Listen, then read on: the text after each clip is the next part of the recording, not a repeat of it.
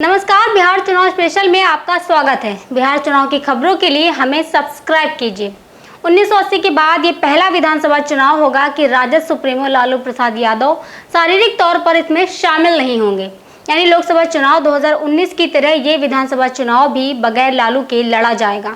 अखिलेश यादव बिहार चुनाव में पूरी तरह से तेजस्वी यादव के साथ हैं। तेजस्वी यादव मोदी एंड कंपनी पर क्यों भारी पड़ेंगे वो अगले वीडियो में बताएंगे, लेकिन इस बिहार चुनाव में तेजस्वी यादव के सामने क्या दिक्कतें हैं, किन चुनौतियों का सामना करना पड़ेगा, इस छोटे से वीडियो के जरिए जान लीजिए। तेजस्वी के सामने पहली चुनौती है लालू का जेल के अंदर होना।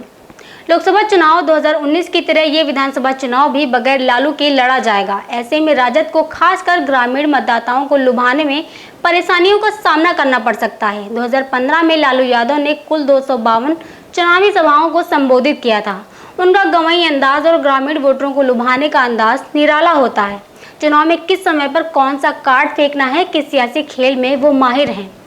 लेकिन उनकी गैर हाजिरी में अब सारा बोझ तेजस्वी यादव पर आ चुका है। लालू के बेटे तेजस्वी के सामने दूसरी बड़ी चुनौती है पारिवारिक कलह। लालू यादव के परिवार में कभी एकता दिखाई देती है, कभी कलह सामने आ जाती है। लोकसभा चुनाव में तेजस्वी के बड़े भाई तेज प्रताप यादव ने अपने मन मुताबिक कई उम्मीदवार उतारे थे, जिसे राजद कैंडिडेट की हार हुई थी। तेज प्रताप विधानसभा चुनाव में अपने समर्थकों को टिकट दिलाने की जुगत में लगे हैं।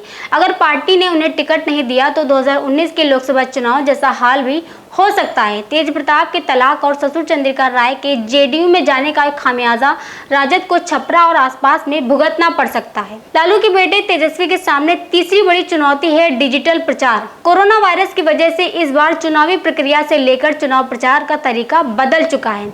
बीजेपी और जेडीयू ने मौके की नजाकत को देखते हुए न सिर्फ डिजिटल मंच तैयार किया है, बल्कि उसके जरिए सीएम नीतीश कुमार और पीएम मोदी सीधे जनता से संवाद कर रहे हैं, जबकि तेजस्वी यादव इस मामले में काफी पीछे हैं। लालू के बेटे तेजस्वी के सामने चौथी बड़ी चुनौती है महागठबंधन नेताओं की मजबूरी।